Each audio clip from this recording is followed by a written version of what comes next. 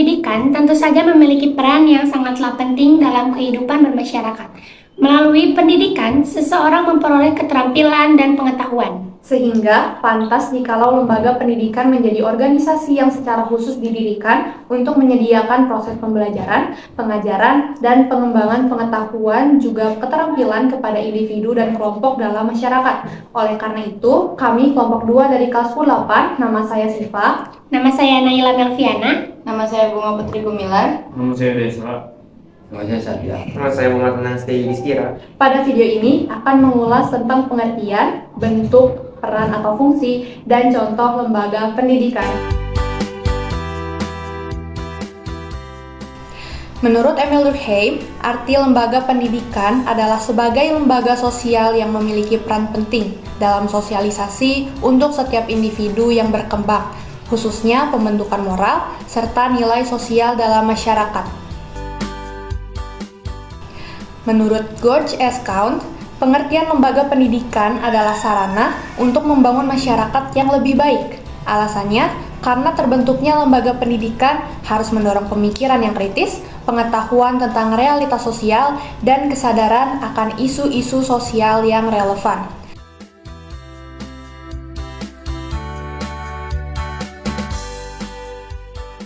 Pendidikan formal yaitu pendidikan yang terbentuk secara terstruktur dan berjenjang dengan setidaknya terdiri atas pendidikan dasar, pendidikan menengah, dan pendidikan atas. Contoh pendidikan formal adalah sekolah dasar atau SD dan perguruan tinggi atau PT. Ciri-ciri pendidikan formal yang pertama, kegiatan pembelajaran umumnya dilakukan di dalam kelas. Yang kedua, terdapat jadwal yang telah dirancang sebelumnya.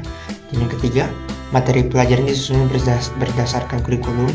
Yang kelima, proses belajar diatur secara tertib, terstruktur, dan terkendali, dan sebagainya.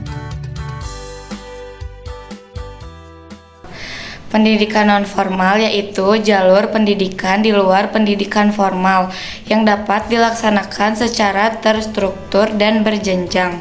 Contoh pendidikan non-formal dalam lembaga pendidikan ini adalah Lembaga Pendidikan Keterampilan atau LPK. Adapun ciri-ciri pendidikan non-formal yaitu 1. Program pendidikan disesuaikan dengan tuntutan pemenuhan kebutuhan belajar yang sifatnya mendesak. Kedua, waktu belajar lebih singkat dibandingkan pendidikan formal. Yang ketiga, materi pembelajaran bersifat praktis dan dapat segera dimanfaatkan. Yang keempat, tidak mengenal kelas atau jenjang secara ketat. Yang kelima, waktu dan tempat belajar disesuaikan situasi dan kondisi peserta didik serta lingkungannya. Pendidikan informal yaitu pendidikan yang dilakukan dalam lingkungan keluarga dan lingkungan sekitar. Contoh pendidikan informal ini adalah sosialisasi oleh orang tua terhadap anak-anaknya yang ada dalam lingkungan keluarga. Ciri pendidikan informal ada 3. Yang pertama, tidak terikat oleh ruang dan waktu, dapat berlangsung tanpa adanya guru, cukup dengan anggota keluarga, tidak menggunakan metode tertentu sebagaimana terikat dalam dunia pendidikan formal. Lembaga pendidikan memiliki 2 fungsi, yaitu yang pertama fungsi manifest dan fungsi laten. Fungsi manifest bisa disebut juga sebagai fungsi untuk mempersiapkan peran sosial dan mengajarkan nilai dan norma sosial di lingkungan pendidikan. Dan yang kedua ada fungsi laten. Fungsi laten bisa disebut juga sebagai fungsi tersembunyi. Fungsi tersembunyi ini salah satunya memperpanjang masa remaja pada peserta didik. Contoh lembaga pendidikan. Contoh lembaga pendidikan yang dapat kita lihat pada saat ini ada berbagai pilihan. Di antaranya yang pertama adalah formal. Lembaga pendidikan formal yang ada di Indonesia, misalnya tingkat pendidikan SD, SMP, SMA, dan PT atau perguruan tinggi. Yang kedua adalah non-formal. Sedangkan untuk adanya contoh lembaga pendidikan non-formal, misalnya ada pelatihan menjahit, pelatihan memasak, pelatihan untuk ikut serta dalam bimbingan digital marketing, dan lain sebagainya. Bentuknya sendiri bisa dilakukan secara online dan juga offline. Lalu yang ketiga adalah informal. Untuk contoh pendidikan dalam lembaga pendidikan informal adalah keluarga yang selalu membimbing dan melindungi setiap anggota dalam keluarganya, di mana keluarga dalam makna ini juga bisa dikatakan sebagai bagian daripada proses pembentukan sosialisasi primer.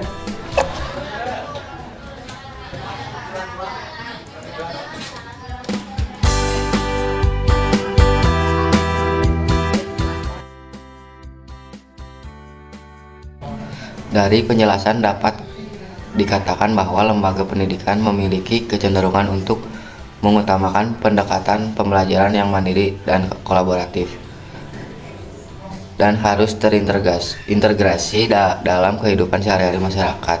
Hingga akhirnya lembaga pendidikan ini ada sejumlah karakteristik untuk menghargai prestasi. Melalui pendidikan adalah impian setiap orang. Pendidikan mencerahkan masa depan. Melalui lembaga pendidikan kita menjadi sosok yang berguna pada masa depan. Oleh karena itulah berbagai cara yang dapat dilakukan dalam mensukseskan lembaga pendidikan adalah dengan memiliki komitmen dalam untuk berjuang meraih prestasi, menjauhi kegiatan yang cenderung negatif dan tidak berguna bagi masa depan belajar dan orang atau teman yang berprestasi. Demikianlah pembahasan lengkap mengenai pengertian lembaga pendidikan menurut para ahli, bentuk, fungsi, dan contohnya di masyarakat dalam kehidupan sehari-hari. Semoga dengan adanya bahasan ini bisa menambah wawasan kita semua. Secara khusus kami ucapkan terima kasih banyak kepada Ibu Sri Nurul SPD selaku guru pembimbing sosiologi SMA Negeri 5 Cimahi.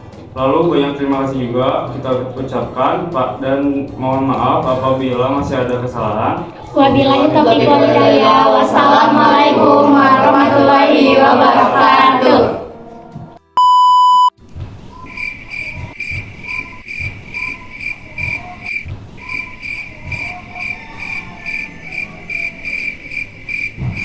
Lembaga pendidikan. Kan aku nungguin.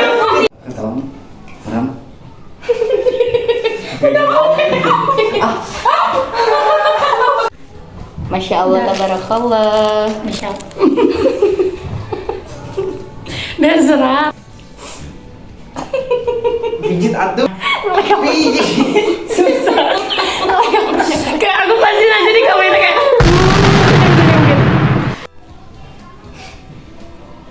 Lembaga pendidikan biasanya memiliki peran yang sangatlah penting dalam kehidupan bermasyarakat. Melalui pendidikan, seseorang memperoleh keterampilan dan pengetahuan. Sehingga pantas jika Udah mulai. Aku mah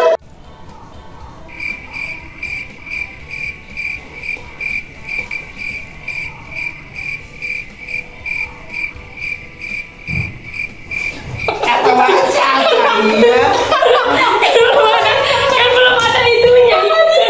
Karena peserta didik di udah makasih.